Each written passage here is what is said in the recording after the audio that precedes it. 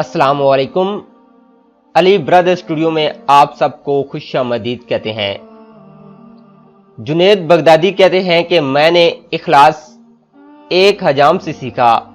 ایک میرے استاد نے کہا تمہارے بال بہت بڑھ گئے ہیں، آپ کٹوا کے آنا۔ پیسے کوئی تھے نہیں پاس میں۔ حجام کی دکان کے سامنے پہنچا تو وہ گاہک کے بال کاٹ رہا تھا۔ انہوں نے عرض کی چچا اللہ کے نام پہ بال کاٹ دو گے؟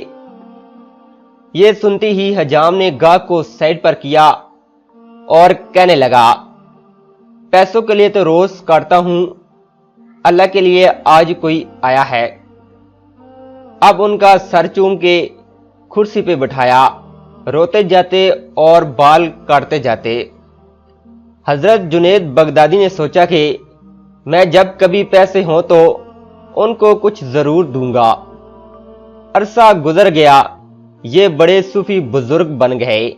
ایک دن ملنے کے لیے گئے، واقعہ یاد دلایا اور کچھ رقم پیش کی تو حجام کہنے لگا جنید بغدادی تو اتنا بڑا صوفی بن گیا، تجھے اتنا نہیں پتا کہ جو کام اللہ کے لیے کیا جائے اس کا بدلہ مخلوق سے نہیں لیتے۔ پلیز ویڈیو اچھی لگی ہے تو لائک اور شیئر کر دیں۔